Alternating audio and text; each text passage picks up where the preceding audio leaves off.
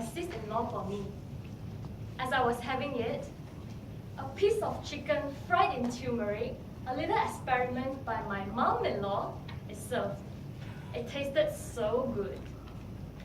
And then when I was done, my lovely husband served me a coconut jelly as dessert. Oh God, I feel so blessed, not because of all of the food, but because of how blissful I am today. Good evening, fellow Toastmasters.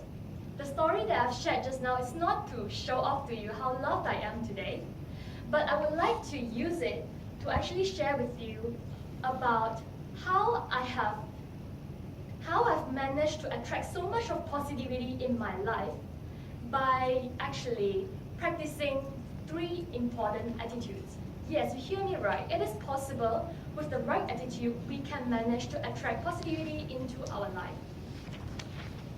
The first attitude, I call it self-reflection, which I have never practiced right until my first breakup with the first boyfriend. I remember, over a dinner, I vented all of my anger, blames, and hatred about him to a friend. And then my poor friend asked me, "What about you? Come on, what have you done good enough as a girlfriend then?" I think I'm a good-looking girlfriend. My friend got a shock. So am I. I can't believe I said that. That moment onwards, I realized how shallow-minded I was. That moment onwards, I decided to always question my quality in every part of my life. I make sure I do my part well enough before I point my finger at the other. I make sure I prove myself first before I ask my boss for a raise.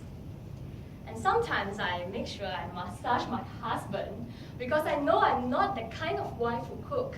I want to be someone he deserves to have.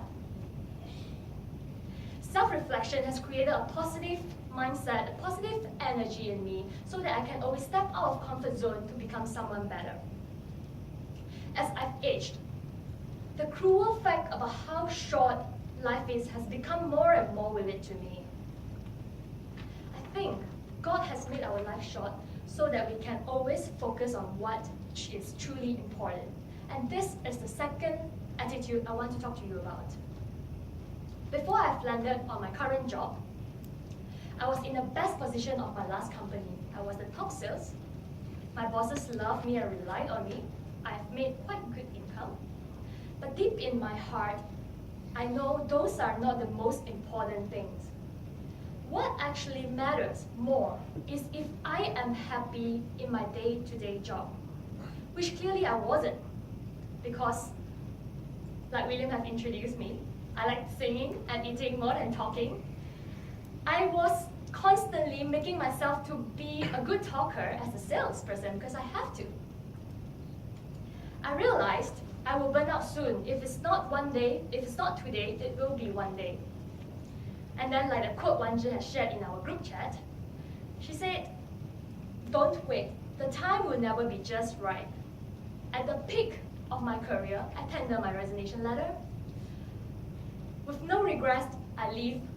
With only legend I left behind. Ladies and gentlemen, what truly matters?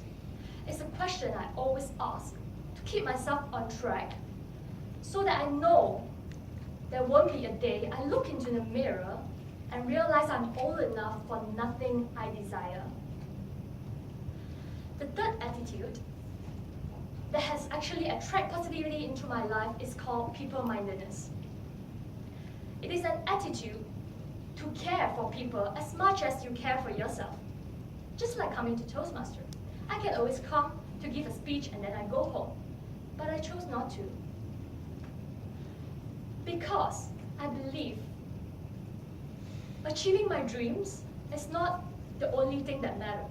Helping people to achieve theirs is actually as rewarding to me. What about for people I love, my parents? As they are growing old, I change myself for them. From a young girl, a demanding girl, I always ask money to buy Barbies or Backstreet Boy albums. I transform myself because of love into a dependable daughter who spend time taking care of them, spend time translating their health report for them.